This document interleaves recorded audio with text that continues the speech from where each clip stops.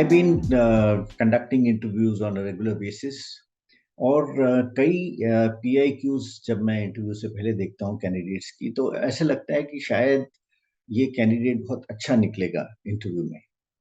However जो मेरा तजुर्बा है इतने सालों का, I am a little cautious in you know expecting a little too much even if the PIQ is sounding good. The reason being that the candidate, चाहे वो जितना भी काबिल दिखे, राइट, PIQ के बेसिस पे, लेकिन जब हम उससे बात करने लगते हैं, academically he is fine, he has been participating in certain events also, and depending on person to person, किसी का गेम स्पोर्ट्स में ज्यादा रुझान होता है, किसी का एक्स्ट्रा करिकुलर्स में रुझान होता है, कई लोग बिल्कुल एवरेज होते हैं, they just about participate bare minimum जितना है, and academics also somewhere there.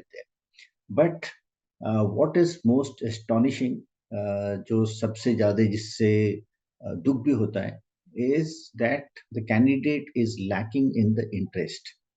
Now, this directly reflects on your motivation to join the service. आपके किस सर्विस के लिए आप जा रहे हो उसके बारे में आपको कतई नहीं पता है. आर्म फोर्सेस के बारे में आपको नहीं पता है.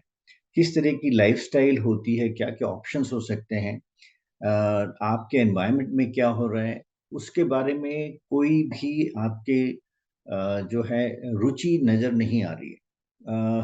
On one side I can say that the knowledge level is good, yet वो it is more because you have been practicing for writing an exam. Now उसके लिए आप नोट्स से कंसल्ट करते हो और जो आपको चीज पढ़ाई गई है उनके बारे में आप सॉल्व करते हो या उसको रिट्रीव करके मेमोराइज करके आप उसको बताते हो. However, when it comes to your application, वहां पे ये बड़ी कमी नजर आती है कि आपके पास में ऐसा कुछ नहीं दिखाई देता है कि जो आप अपनी नॉलेज को अप्लाई कर सको. Practical life, practical day to day life में आप क्या करते हो, इसमें कहीं मात खा जाते हैं. वन रीजन बीइंग आपकी awareness is very very poor, right. आप केवल जो चीजें आपको पकी पकाई दी जाती हैं या आप कहीं से ग्रहण करते हो through notes or whatever teachings from academies or other places, लेकिन आपका खुद का क्या इंटरेस्ट है, खुद की क्या रुचि है, ये कहीं नजर नहीं आता. lot of people in various coaching institutes and other group studies, they do prepare, and which is a good thing, कि वो कई टॉपिक्स के बारे में प्रिपेयर करते हैं, लेकिन उसमें उनका क्या परसेप्शन है ये नजर नहीं आता.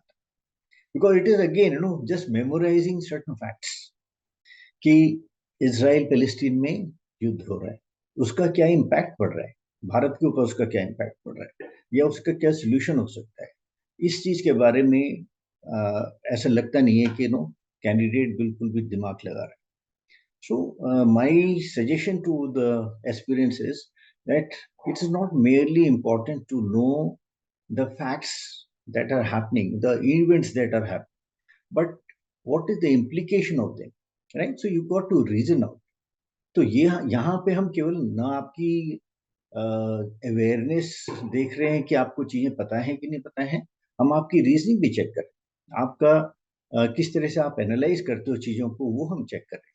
किस तरह से आप सुझाव दे सकते हो, सॉल्यूशंस कैसे फाइंड कर सकते हो, हम वो चीज भी देख रहे हैं. And this is all happening in the current affairs, it is happening in the knowledge about the services, कि आपको ये कोई परेशानी नजर आ रही है, कमी नजर आ रही है किसी सिस्टम में.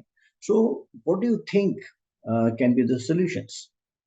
Now this is where I urge all the aspirants to not only memorize things or the facts, also try and go in depth about certain topics of national interest, burning issues.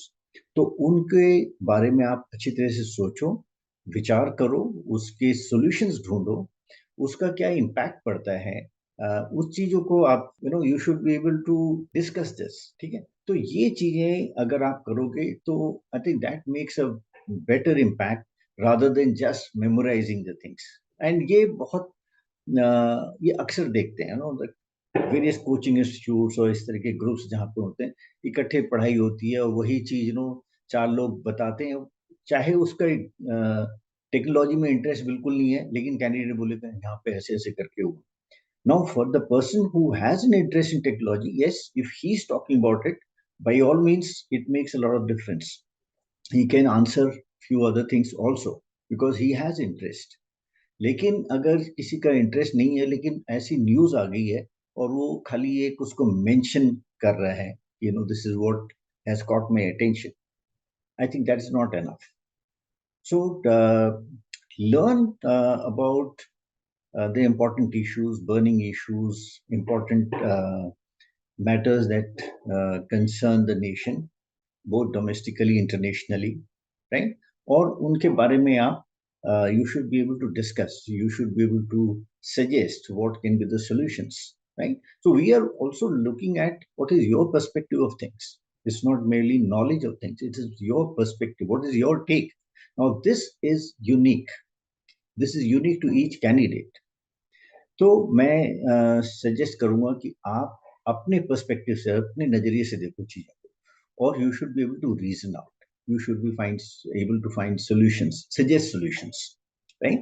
So I hope you take note of this, and this is going to matter in the interview more than anything else. Jai Hind.